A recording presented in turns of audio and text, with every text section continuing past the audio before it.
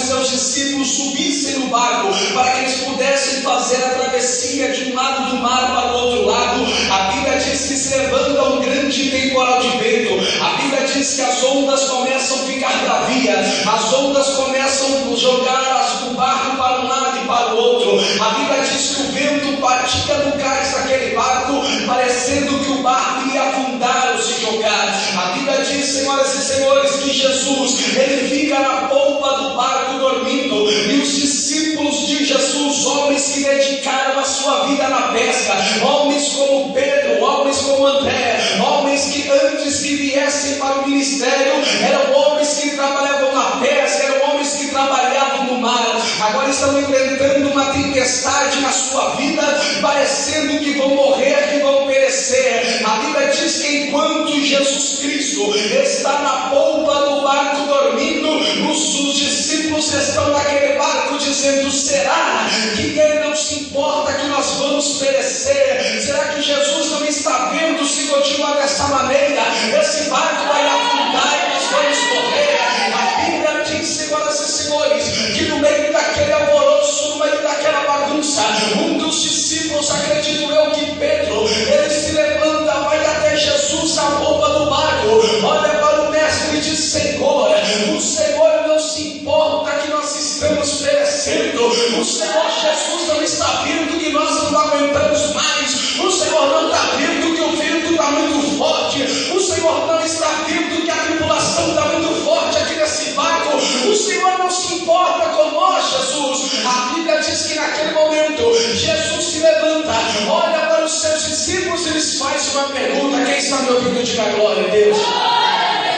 Por que vocês são tímidos assim? Como é que não tens fé? Por que vocês são tímidos assim? Como é que não tens fé? A Bíblia diz que após Jesus dizer isso, ele olha para o vento, olha para o mar e diz: acalma-te, mar, emudece tempestade. A Bíblia diz que na mesma hora houve-se uma grande bonança, o vento parou de soprar, as ondas do mar se acalmaram, e a Bíblia diz que os discípulos agora no barco, olhando um para o outro, eles fazem uma pergunta: quem é este que até o vento e o mar lhe obedece? Quem é este que até o vento e o mar lhe obedece? Eu quero pregar um sermão nessa noite intitulado: tenha fé e não medo. Tenha fé e não medo. Eu quero provar com a ajuda da Bíblia que os discípulos de Jesus Cristo naquela noite, eles tinham motivos para ter fé e não medo. Eles não deveriam ter medo das ondas, eles não deveriam ter medo do mar, eles não deveriam ter medo do vento, eles deveriam ter fé em Jesus Cristo. E nesse antemão eu quero te dizer: você não deve temer a sua luta, você não deve temer a sua prova, você não deve temer por aquilo que você está passando. Tenha fé e não medo. Quem tem fé para alcançar a promessa de Deus, levanta a mão para cima, glorifica e a glória a Jesus Cristo de Nazaré. Aleluia.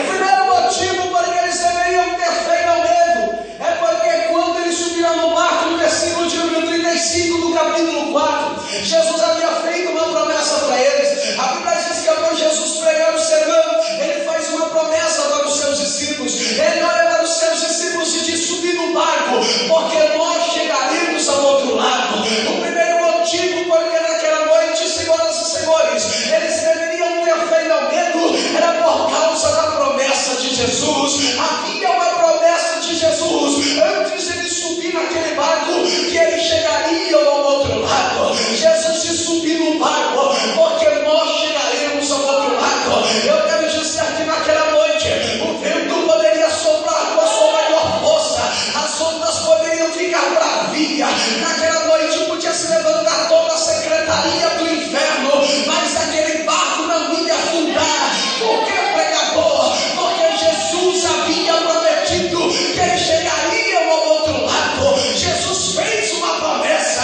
subir no barco, porque nós vamos chegar lá do outro lado. A Bíblia diz que Deus não é homem para que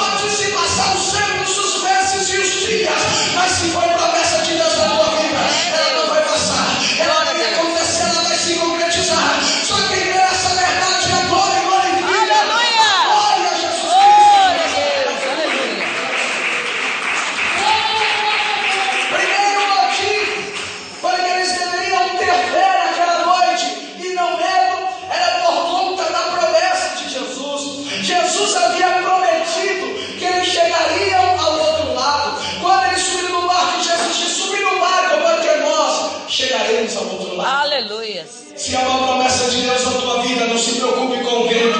Se é uma promessa de Deus na tua vida, não se preocupe com a tribulação. Se é uma promessa de Deus na tua vida, não importa como as ondas estão batendo no seu barco, não importa o que você está entendendo, se é uma promessa de Deus na tua vida, você vai chegar do outro lado. O diabo disse que não, o diabo disse que você não vai conseguir, o diabo disse que você não vai chegar, o diabo disse que você não vai vencer, mas Deus trouxe aqui nessa noite para te dizer que você vai chegar, que você vai vencer, que você vai conquistar, porque a vitória é nossa, a vitória é nossa, em nome de Jesus. Glória a Deus, aleluia.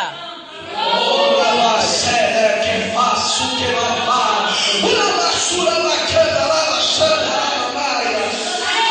Primeiro motivo, porque eles deveriam ter fé naquela noite, eles não deveriam ter medo, eles deveriam ter fé, era por causa da promessa de Jesus. Jesus havia prometido que ele chegaria ao outro lado. Se Jesus prometeu algo na sua vida, pode acreditar. Se Jesus prometeu algo na tua vida, pode confiar. A Bíblia diz que ele veio para cumprir a sua palavra. Se foi ele que prometeu, irmão, pode se alegrar. Se foi ele que prometeu, pode levantar a mão e adorar o seu nome, porque ele é fiel para cumprir. Deus só tem compromisso com a minha palavra. O compromisso de Deus é com a sua palavra. Aleluia, louvado seja Deus. Aleluia. Primeiro motivo, para que eles deveriam ter fé e não medo, por causa da promessa de Jesus. Quem havia prometido que ele chegaria ao outro lado foi Jesus. Jesus disse: subir no barco, porque nós vamos chegar ao outro lado. O maior de todos havia prometido naquela noite. Aleluia. Segundo motivo, porque eles deveriam ter fé e não medo, era por causa da presença de Jesus. Sabe quem estava presente naquele barco? Não era somente Pedro, Tiago ou João. Sabe quem estava presente naquele barco? O autor e consumador da nossa fé. Sabe quem estava presente naquele barco? Aquele que criou todo o universo. Sabe quem estava presente naquele barco? Aquele que detém todo o poder e toda a autoridade. Sabe quem estava presente naquele barco? Aquele que criou o céu, as montanhas, o mar. Aquele que detém todo o poder. O segundo motivo por que eles deveriam ter fé e não medo é por causa da presença de Jesus. Ei, meu irmão, enquanto Jesus estivesse naquele barco não iria afundar. Pregador, eu não estou entendendo nada, sabe o que Deus está te dizendo? Enquanto Jesus estiver presente no seu casamento, o divórcio vai passar longe. Enquanto Jesus estiver presente nessa igreja, essas portas não irão se fechar, as portas do inferno não prevalecerão contra a minha igreja. Aleluia! Aleluia a Deus.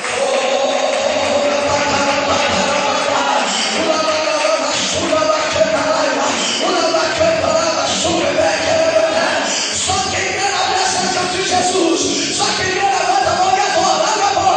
Abre a boca, glória a Deus. Aleluia, Senhor. Oh, aleluia. A presença de Jesus era o segundo motivo porque eles deveriam ter fé e não medo. O barco não iria afundar porque Jesus estava dentro do barco. Eu venho aqui nessa noite dizer para você que enquanto Jesus estiver presente no barco, o barco não pode afundar.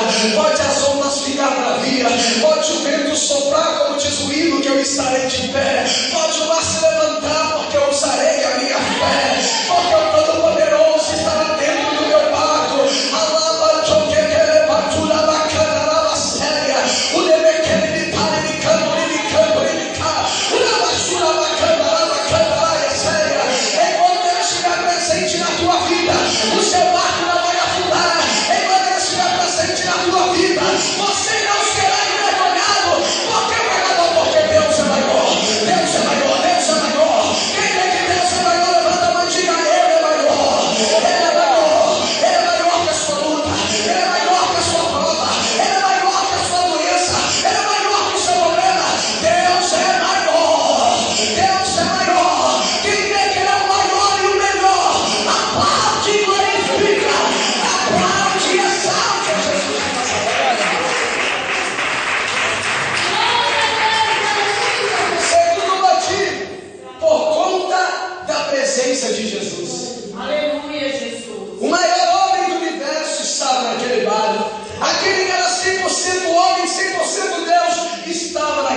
barco. Aquele que João descrevera em João capítulo 1, versículo 1, no princípio era o Verbo, e o Verbo estava com Deus, o Verbo era Deus e veio habitar sobre nós.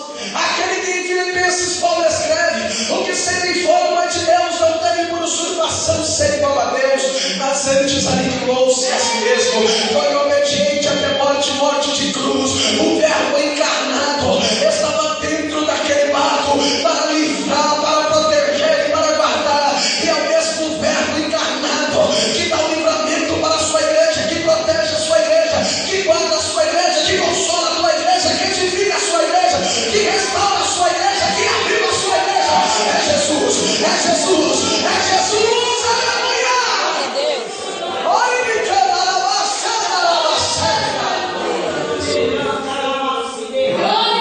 segundo motivo, porque eles deveriam ter fé e não medo, por conta da presença de Jesus.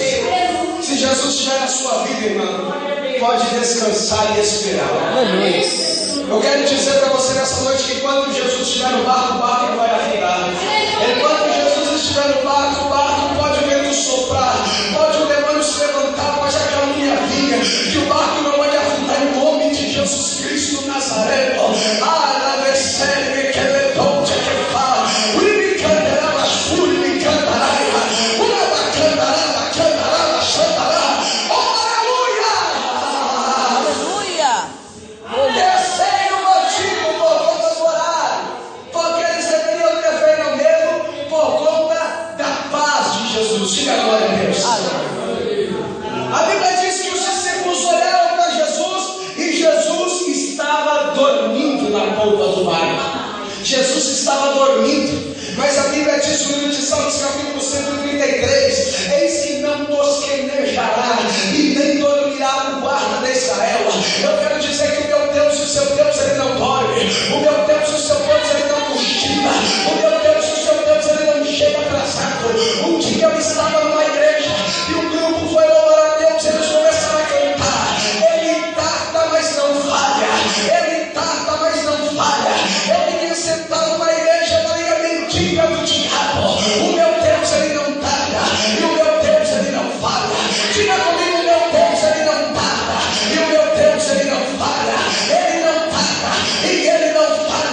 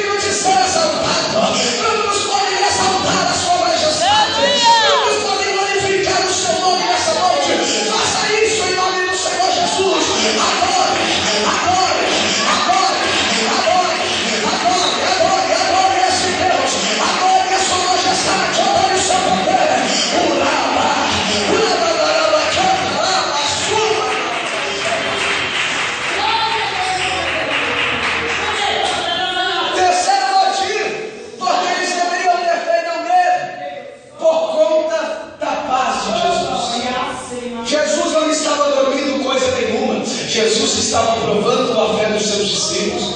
Quantas vezes, quando passamos por luta, por provas e dificuldades, achamos que Jesus está dormindo. Viemos para a igreja e dizemos: Deus não usa profeta para falar conosco, Deus não usa ninguém para falar para a gente uma palavra de ajuda e de consolo. Parece que a nossa oração não sobe, não chega até Deus. Eu quero te dizer nessa noite que Deus não está dormindo. Ele estava provando a fé dos seus discípulos. Ele estava provando a fé. O terceiro motivo por que eles deveriam ter fé e não medo é por causa da paz de Jesus. Jesus estava transmitindo paz. Jesus estava mostrando que Ele estava no controle de todas as coisas. Jesus estava mostrando que nada pode pegar Ele de surpresa. Isso, meu querido, Ele estava transmitindo paz naquele barco. O terceiro motivo por que eles deveriam ter fé e não medo é por causa da paz de Jesus Cristo. Eu me lembro uma certa ocasião, antes de Jesus ser assunto ao céu, Ele vira para os seus discípulos e lhe diz: eis que vos deixo a minha paz eu vos dou. Não a dou como o mundo dá. A paz de Deus é diferente, irmão. A paz que uma arma na cintura não pode dar. A paz que o homem, um jovem não encontra no cigarro de maconha. A paz que uma jovem não encontra na prostituição. A paz que o jovem não encontra numa rede ou gospel. A paz que o dinheiro não dá. A paz que a fama não dá. Eu vos deixo a minha paz.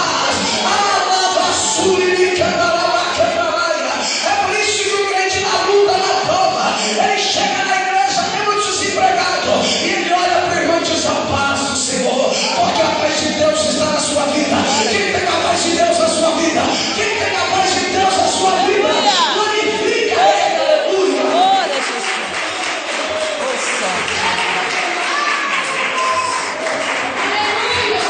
Eu estava lendo um artigo em uma revista conceituada há pouco tempo, e nessa revista ela trouxe um artigo falando sobre pessoas, sobre países de primeiro mundo, países subdesenvolvidos, países como Estados Unidos da América, países como o Japão, países da Europa, países onde a taxa de desemprego é mínima, países, senhoras e senhores, onde todo mundo tem emprego, onde todo mundo tem carro do ano. São nesses países o maior índice de suicídio, pessoas que tiram a sua própria vida.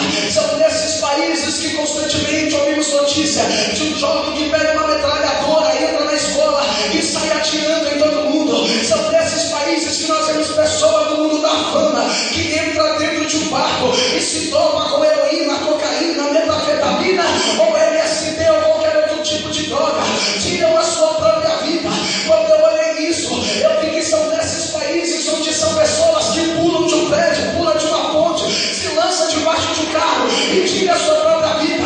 São pessoas que têm dinheiro, são pessoas que têm emprego, são pessoas que têm tudo bem material. Quando eu li isso, eu falei: meu Deus, mas por que isso? Nesses países eles têm tudo, mas são os lugares onde a maior índice de pessoas depressivas, pessoas que tiram a sua própria vida. Aí Deus falou no meu coração: eles têm dinheiro, eles têm carro, eles têm fama, mas eles não têm uma coisa que eu dou para a minha igreja.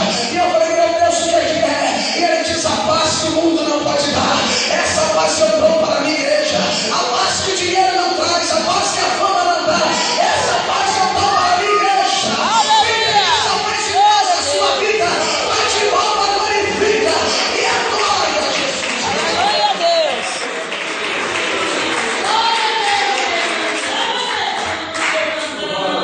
Terceiro motivo, porque eles deveriam ter fé no medo, por conta da paz de Jesus. Jesus estava transmitindo paz naquele barco. Ele estava transmitindo segurança naquele barco. Ele estava mostrando que Ele está no controle de todas as coisas. Eu vou te contar um segredo nessa noite. Quando você está no barco onde Jesus está, pode aquietar no teu coração, porque Ele vai transmitir paz para você. Quando você está no barco onde Jesus estiver, irmão, pode acontecer o que quiser lá fora, mas a paz de Deus vai estar na sua vida. Você vai deitar na sua cabeça no travesseiro pela noite e vai dormir em paz, porque a paz de Deus habita sobre a tua vida. Tem gente que tem dinheiro, tem carro, tem fama, mas não consegue dormir à noite. É uma pessoa depressiva. Sabe por quê? Porque o dinheiro não traz paz, a fama não traz paz, uma arma na cintura não traz paz, uma vida mundana não traz paz. Mas a única coisa que pode trazer paz para o ser humano nessa terra é o Espírito Santo, que é o Deus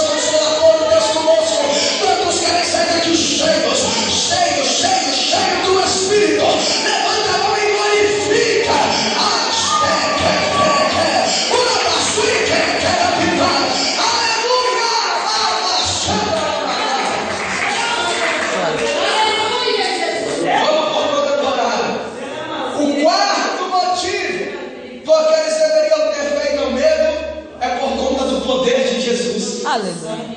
Sabe quem estava naquele barco? Aquele que detectou do poder. Quarto motivo, porque eles deveriam ter feito o medo por causa do poder de Jesus. Aleluia. Sabe por que eles não podiam ter medo, senhoras e senhores? Por conta do poder de Jesus. Eles conheciam o poder de Jesus mais do que ninguém. Eles viram quando uma mulher que há 12 anos sofria de fluxo de sangue, correu atrás dele. Aquela mulher já tinha gastado todo o seu dinheiro com a medicina, e ela corre atrás do mestre dizendo: se eu tão somente tocar na orla dos seus vestidos, eu sei que eu poderei ser curada. E a Bíblia diz que aquela mulher correndo atrás de Jesus, ela toca na orla dos seus vestidos, e aquela hemorragia de 12 anos, ela se estanca, se cessa naquele mesmo período. Eles conheceram o poder de Jesus Cristo. Quando um dia ele andando pelas ruas de Jericó, um cego chamado Bartimeu corria clamando dizendo: Jesus, filho de Davi, tenha compaixão de mim. Jesus, filho de Davi, atende o meu clamor. Jesus para, olha para Bartimeu e diz: o que tu queres? E ele diz: eu quero ser curado. Jesus diz: então pode ver. Eles conheciam o poder de Jesus Cristo. Quando um certo homem chamado Jairo vai até ele e diz: Senhor, cura minha filha. Ele vai até a casa de Jairo e a menina volta a ter vida. Eles conheciam o poder de Jesus Cristo. Quando Lázaro, o amigo de Jesus, havia morrido, já fazia 3 dias, ele chega lá em Betânia, chega na boca do túmulo e diz: Marta e Maria, tirai a pedra. E quando elas tiraram a pedra da boca do túmulo, ele grita: Lázaro,